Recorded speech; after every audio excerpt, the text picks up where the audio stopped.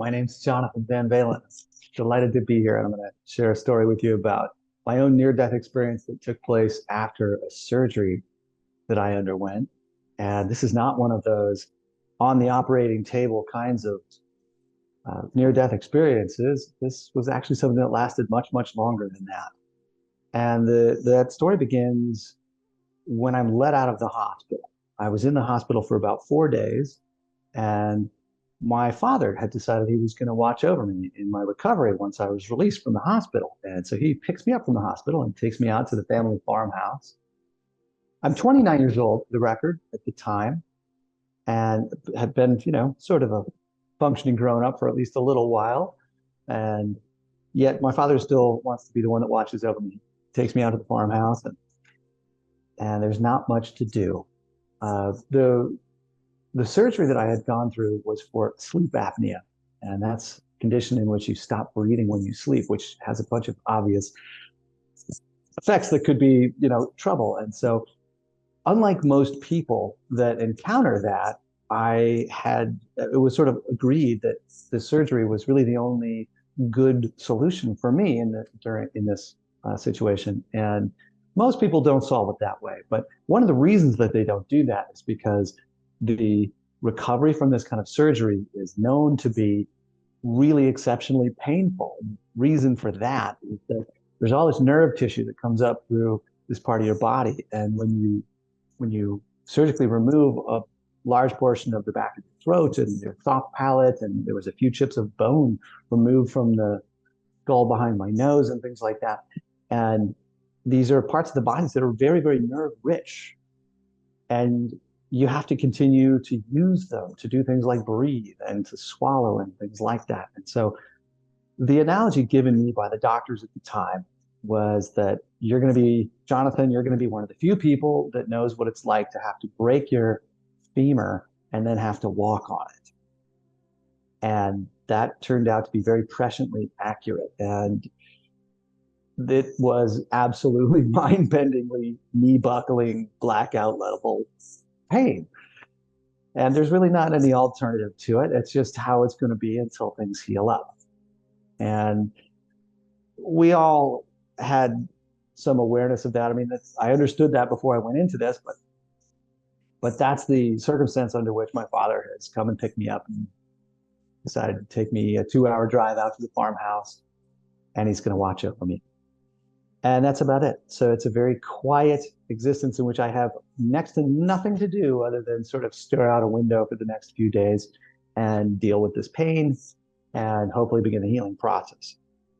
And about 4 days, I think, into his care, I'm just sitting around in the living room in the farmhouse.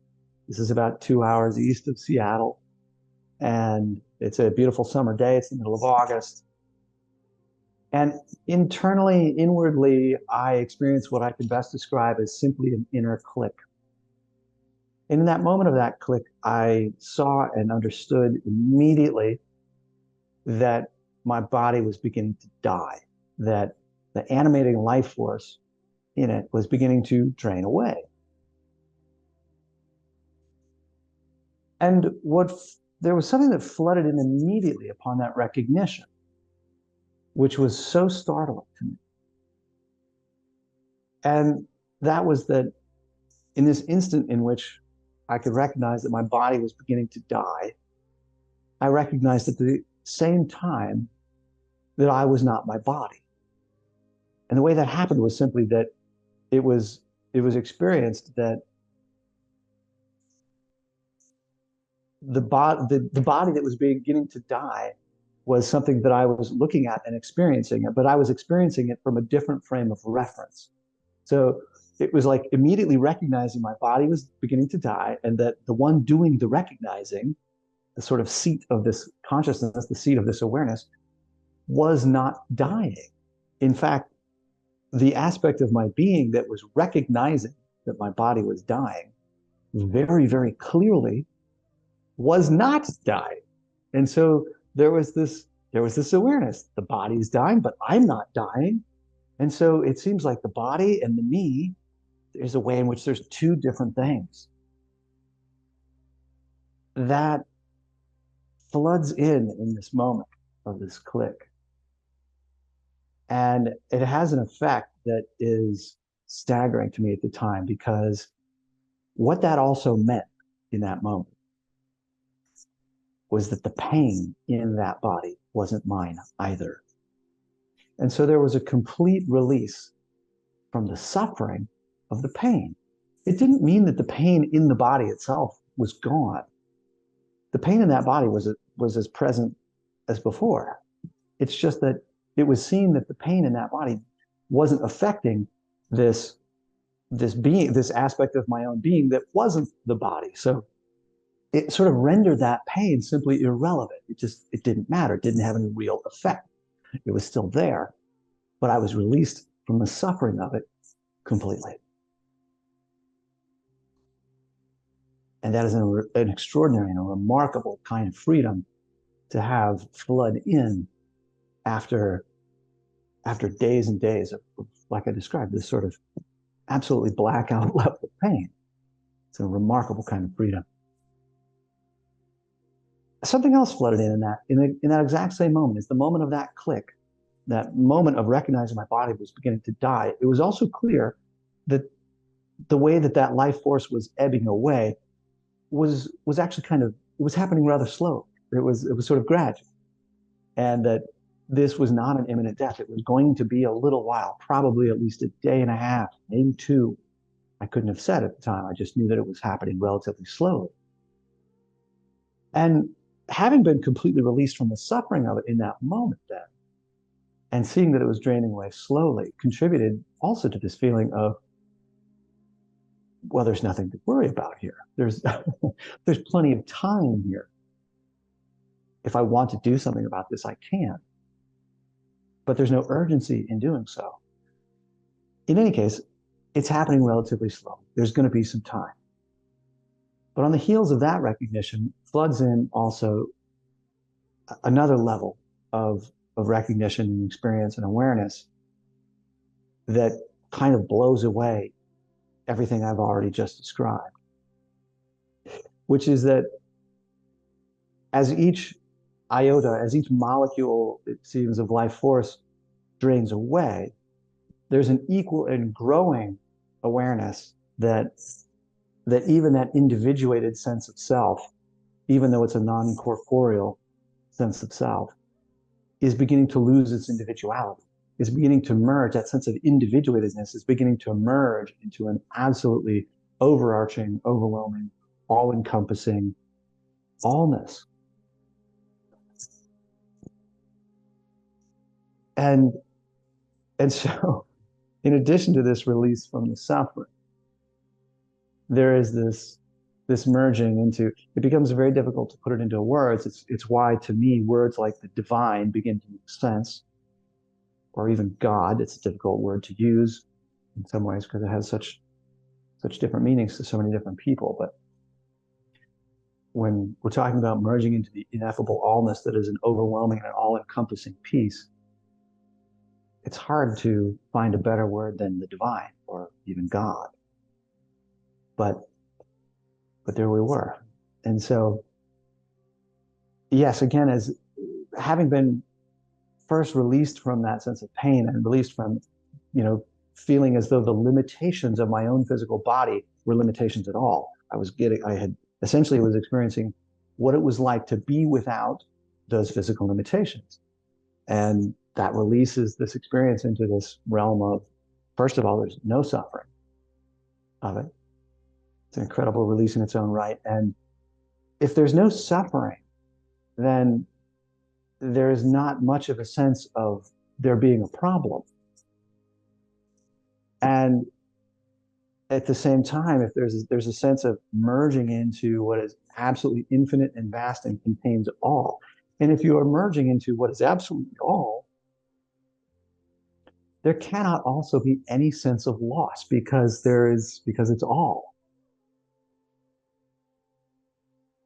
And so there's no sense of fear about it in any way. And all of this essentially sort of floods in. kind of simultaneously upon the recognition that my body is beginning to die. I'm released from the pain, I'm released from the suffering, I'm released from fear in any way. One of the funny outcomes of it then is that there was no sense whatsoever of this being a problem or a tragedy or an issue of any kind. And so it was also as if there was nothing needed to be done. And I didn't, as a result. I basically sat as I had been before, except now where before it had been an experience of almost really literal hell, it was now an experience of the most overwhelming beatific peace I could possibly have conceived of. In fact, I couldn't really have conceived of it until having met it directly in my direct experience.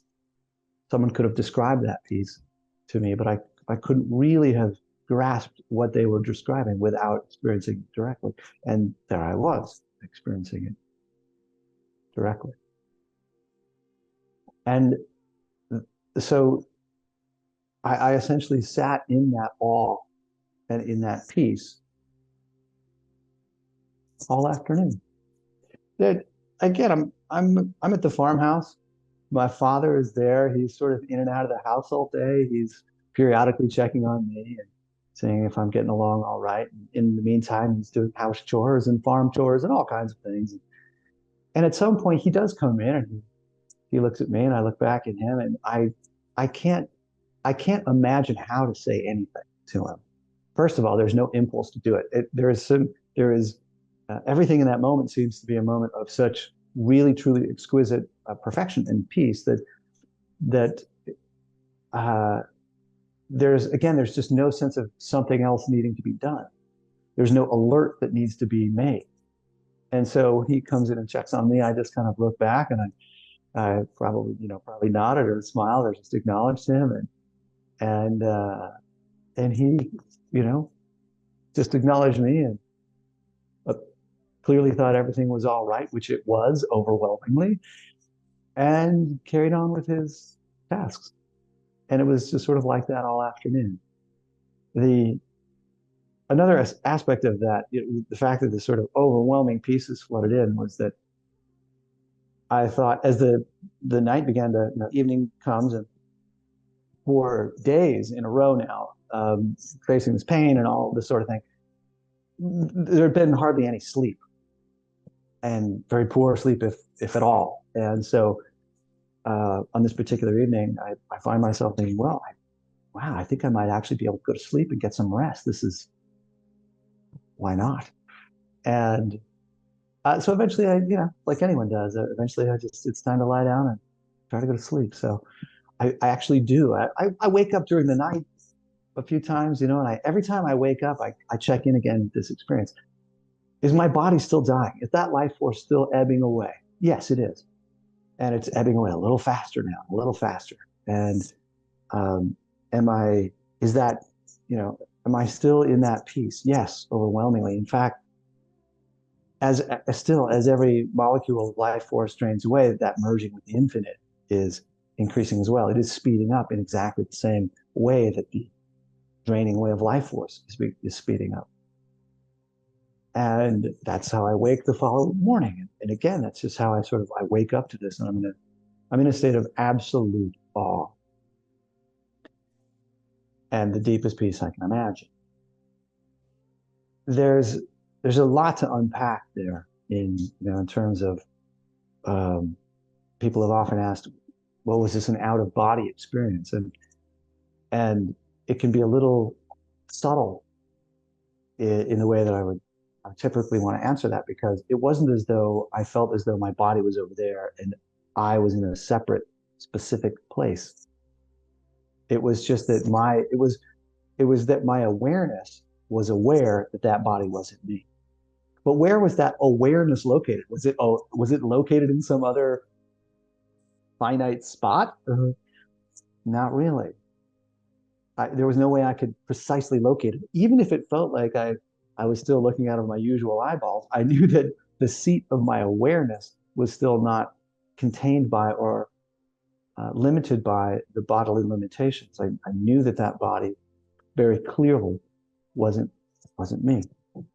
But where was that sense of self then? Well, again, that sense of individuated sense of self had also begun to soften, to to dissolve essentially into this merging with the infinite, this merging with the divine, this merging with all. And again, if you try to encapsulate all, then how do you pick a specific spot where the allness is? Well, it's everywhere.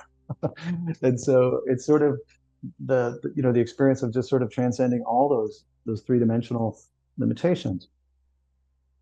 And again, if it is so steeped in that allness, it cannot be missing anything.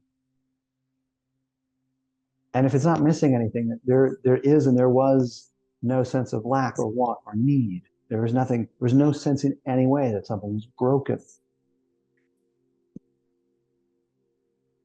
And if there's no sense of any of those things, then how could there really be any sense of fear? There wasn't. And again, how could there be any sense that there was something wrong then?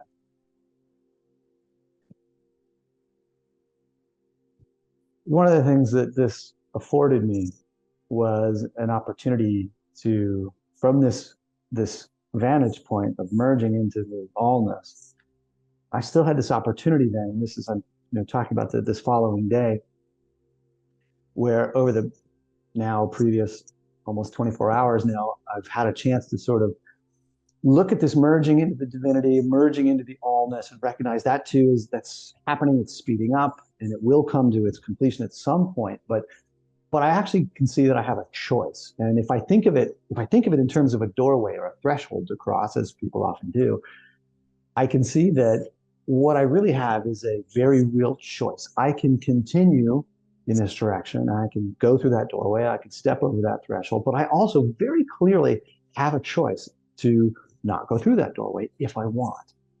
And the and for reasons I couldn't explain at the time at all, there was a feeling like I think I'm not going to go through the doorway. It's just not, I think it's not time yet. I think I'm just not going to step over the threshold. For the record, there's no sense of effort in that in any way at all. It is merely a choice. There's no sense of having to try hard for, to do this or to step forward or to step back or anything like that. It's just, but there was a choice, and it was very clear. And it's an interesting thing to consider, simply because if the choice is between something like the most overwhelming beatific peace you could possibly conceive of, in which there's no lack, want, or need, and no sense of fear of any kind, then wouldn't it be natural to go towards that? It is natural. And yet, again, there was still this something still that said, I think maybe it's not quite time. And I think there's things about this regular world that I think there's some things I need to do here. I don't even know what they are at this moment, at this time, but I'm pretty sure I'm going to stick around. And it's sort of like a 51%, I'm going to stay, 49%, I'm absolutely happy to go into that piece even more fully. And when my father again comes in that following day at some point, he comes in to check on me. And this time it's a little different. I see him come in the room, slow down, sort of squinch his eyes up, look real carefully at me.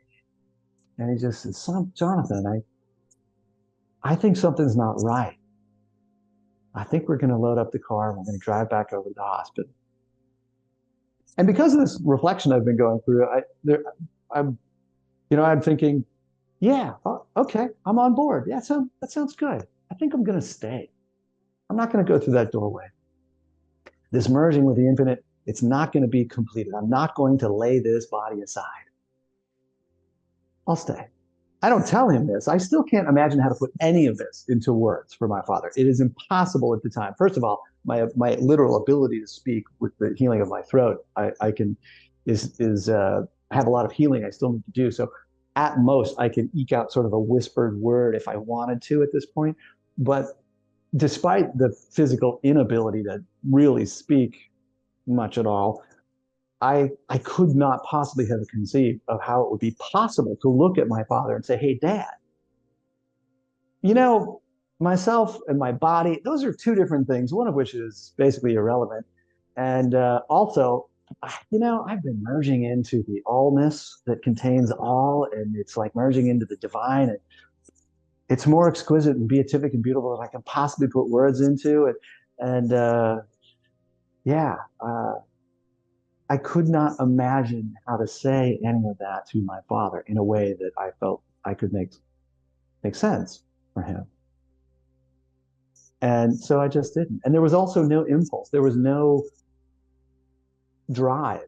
If everything already seems utterly perfect, there may be no drive to make that communication. There wasn't any drive at all. So, so none of this is really communicated to him directly. But he has now said, "Hey, we got to go back over to the hospital." And I've said, "All right, I'm on board." And I dawdle and I take all the time, and eventually we load up the car. We go back to the hospital. I'm taken to the ER. It's the same hospital that the original surgery was done, and they medically confirmed that my body has in fact been dying. It's been dying for the dumbest reason on the planet, which is dehydration, and which is also a very easy fix. So they poke me with an IV, a saline drip, dumps probably 1.5 liters of fluid into my body, and all of these processes begin to reverse. The merging with the infinite begins to reverse. The falling away of that life force clearly reverses immediately and begins to flow back in, and I am in fact coming back, and I do. Eventually, a few hours go by, they observe, and they're satisfied, and they allow us to head back. So, back in the car, back to the farmhouse.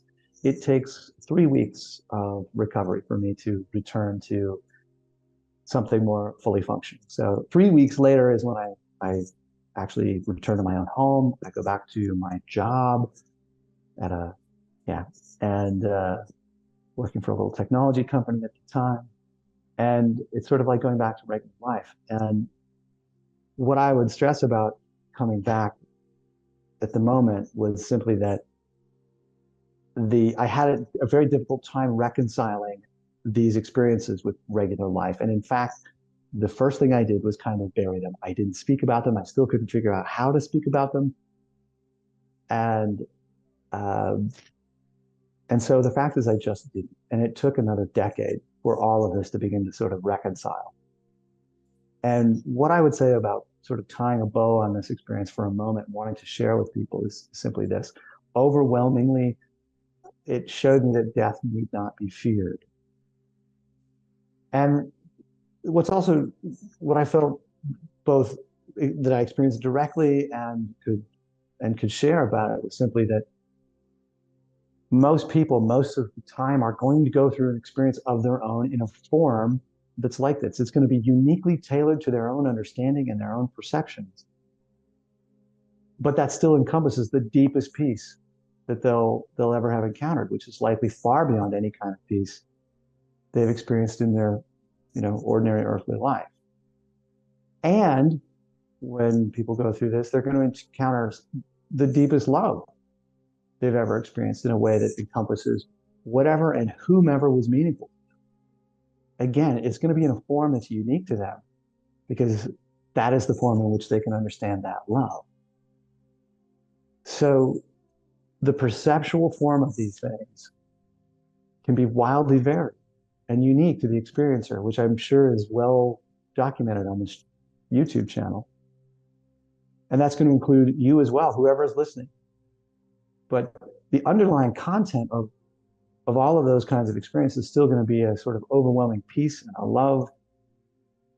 And that's going to be the common ground that's shared by all these experiences. And when grounded in the awareness of that peace, it's only natural that that even further, that there's going to be some way in which you become aware, like that little drop falling into the ocean, that you are one with everything. Though in a way in which there's still a total lack of fear or suffering. And if you're everything, then there cannot be anything missing. Everything is whole. There could be no lack or want or need of any kind. And so again, how could there be any fear or any sense of loss? And so again, we end up pointed back to an experience of the deepest peace imaginable and beyond any imagining, or by any other word, love. And perhaps some of these experiences, whether they're mine or other NDEers on this channel, they may sound outrageous or extraordinary or beyond your own personal reach, whomever's listening. But the thing is, if you've ever touched the slightest aspect of love in any form, then you have in fact touched these things. Your own capacity for these experiences, though they will be unique to you according to your unique makeup, is no different than my capacity for them. In some form, at some time, they will come your way. In my case, it took over a decade to reconcile and really fully accept and surrender to the truths I experienced in this NDE. A decade with a whole slew of other experiences that ultimately showed me that what I'd experienced really was true. And those experiences and truths, which really are one, eventually pushed me through a permanent shift in awareness that really utterly upended how I see and experience the world, and eventually settled in to become the guiding light of my presence here. And if you'd like to be in touch with me directly about any of this, or find some resources and teachings that complement what I've shared here today, I encourage you to find me at assistthespirit.com. And anyone who finds me there, I do try to respond to every person that writes me. And in the meantime, may the peace that passes all understanding find you, that you may know it is with you always. Staring lost